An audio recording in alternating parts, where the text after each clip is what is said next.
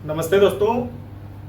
हमने पिछले वीडियोस में बात करी थी कि ऑनलाइन एंड डिस्टेंस एजुकेशन में क्या डिफरेंस है और इसमें जो हमारे इंडिया में जो भी अप्रूव्ड यूनिवर्सिटीज़ हैं पिछले सेशन से लेके मतलब जब से ऑनलाइन और डिस्टेंस एजुकेशन आया हुआ है अमेंडमेंट में तब से लेके आज तक कौन कौन सी यूनिवर्सिटी हैं जिनको अप्रूवल मिला हुआ है इसके बारे में बात करी थी। आज के इस सेशन में हम बेसिकली बात करेंगे पीजी कोर्स के बारे में। अगर आपको एमबीए करना है, अगर आप वर्किंग प्रोफेशनल हैं या फिर नॉन वर्किंग प्रोफेशनल भी हैं और आपको एमबीए करना है तो कौन कौन सी टॉप यूनिवर्सिटीज़ हैं जहां से आप एमबीए परस्यू कर सकते हैं। ठीक है, इनमें से सबसे फेमस एक है मणिपाल यूनिवर्सिटी जो कि ऑनलाइन डिग्री कोर्स में एमबीए करवाता है। आज उसके बारे में हम बात करेंगे। जैसे मैं यहाँ पे ऑनलाइन मणिपाल वेबसाइट पे ओपन किया, मैंने उसका ऑफिशियल वेबसाइट जो ओपन हो, इसमें इसका मणिपाल का 3 ब्रांच आप देख सकते हैं। पहला हो गया Manipal academy of higher education AMAHE, दूसरा हो गया मणिपाल यूनिवर्सिटी जयपुर MUJ, तीसरा हो गया सिक्किम मणिपाल यूनिवर्सिटी SMU। ठीक है, आज हम बेसिकली बात करेंगे इसका जयपुर वाले का। ठीक है, कि जयपुर वाले में क्या क्या सिस्टम है, कैसे आप एडमिशन ले सकते हैं, क्या प्रोसेस रहने वाली है इसकी। ओके, एलिजिबिलिटी क्राइटेरिया के बारे में ज़्यादा सवाल होता है कि क्या होता है इसका, एलिजिबल है कि नहीं है। अगर मेरा काफ़ी सारे बच्चों का ये सवाल भी होता है कि अगर मेरा 40% से नीचे है ग्रेजुएशन में तो मैं एमबीए कर सकता हूँ कि नहीं कर सकता हूँ। ठीक है, तो आइए इसके बारे में भी बात करेंगे हम लोग। ये आप देख सकते हैं एमबीए मणिपाल जयपुर पे मैं गया। ठीक है, यहाँ से जो ओपन होकर आया मास्टर ऑफ बिजनेस एकेडमी देख सकते हैं, administration online MBA from Manipal university Jaipur. ये आप देख सकते हैं यहाँ पे लिखा हुआ है सारा इसका जो फी स्ट्रक्चर रहने वाला है, हम इसके बारे में बात करेंगे। सबसे पहले हम इसके रैंकिंग और एक्रेडिटेशन के बारे में बात कर लेते हैं कि जो मणिपाल ऑनलाइन यूनिवर्सिटी जयपुर वाला है उसका क्या रहने वाला है, उसका रैंकिंग क्या है, कब से है, ये 70 साल से एक्सपीरियंस है इसका। ठीक है, 70 साल पुराना है। और दूसरा चीज़ इसमें क्या क्या रैंक है आप साफ साफ देख सकते हैं यहाँ पे। अगर हम NIRF रैंकिंग की बात करें तो ये आप देख सकते हैं 64 है। ये वर्ल्ड यूनिवर्सिटी रैंकिंग देख सकते हैं, नैक A+ आप देख सकते हैं, इसको ग्रेड मिला हुआ है। ठीक है, फिर ये UGC से अप्रूव्ड है, ये तो मैंने आपको पिछले क्लास में भी बताया था। AICTE नॉर्म इसका भी ये अप्रूवल मिला हुआ है इसको। बाकी आप देख सकते हैं कितने सारी है, MBA का भी मिला हुआ है। ठीक है, ये देख सकते हैं MBA प्रोग्राम के लिए जो MBA देता है सर्टिफिकेशन, उसका भी मिला हुआ है इसको।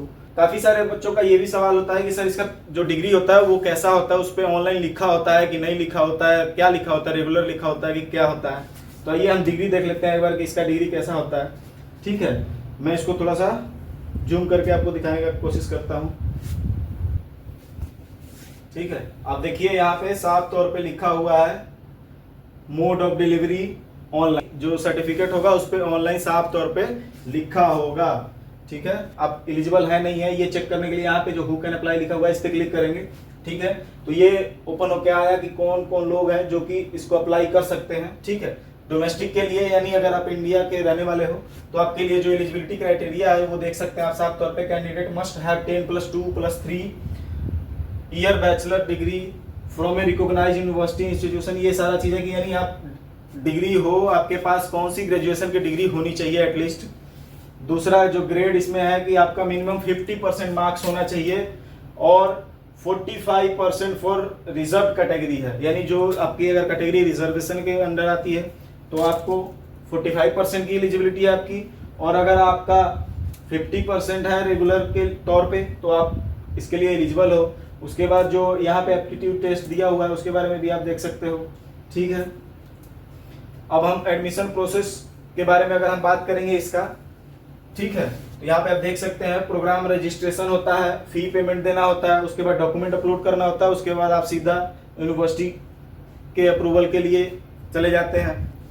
तो डॉक्यूमेंट अपलोड करने के बाद यूनिवर्सिटी अप्रूवल के लिए जाता है, वो डॉक्यूमेंट आपका वहाँ से जो अप्रूवल होके आता है तो फिर आपको एक LMS मिल जाता है आपके लिए। ठीक है, जहाँ से आपको सारी मटेरियल वगैरह प्रोवाइडेड होती हैं कि आप कैसे क्लास कर सकते हैं और कैसे अपने MBA कोर्स को फाइनल कर सकते हैं। ठीक है, यानी प्रॉपर तौर से यहाँ से आप सर्टिफिकेशन कैसे लेंगे उसके लिए आपको यूनिवर्सिटी की अप्रूवल बहुत जरूरी है।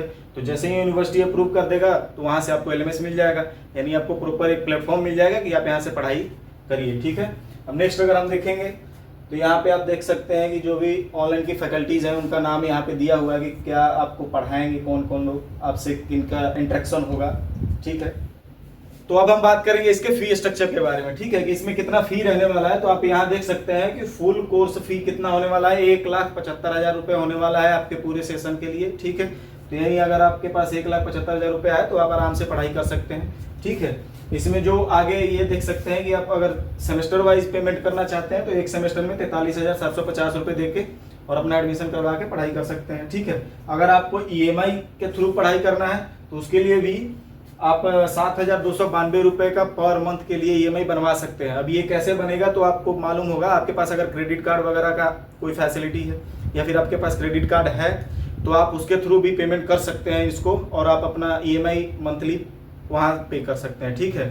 या फिर आप डायरेक्ट यूनिवर्सिटी के थ्रू भी आप अपना डॉक्यूमेंटेशन करवाओगे, वहाँ बोलोगे कि मुझे EMI कराओ तो यूनिवर्सिटी आपको EMI करा के देगा, ठीक है। आप वहाँ से भी करवा सकते हैं। बाकी अगर कोई भी और दिक्कत होती है, कोई भी और आपके दिमाग में सवाल है तो आप हमें कमेंट करिए, नहीं तो मैं अपना नंबर दिया हूँ नीचे, आप मुझे कॉल करिए, मैं आपको डायरेक्ट कनेक्ट करूँगा। और अगर आपको ज़रूरत है तो आप मुझे व्हाट्सअप भी कर सकते हैं, मैं आपको प्रॉपर गाइड करूँगा, उसके लिए कोई टेंशन नहीं लेनी है। बाकी मैं इसका लिंक आपको डिस्क्रिप्शन में दे रखा हूँ, आप चाहें तो वहाँ से भी देख सकते हैं, ठीक है। धन्यवाद, नमस्कार।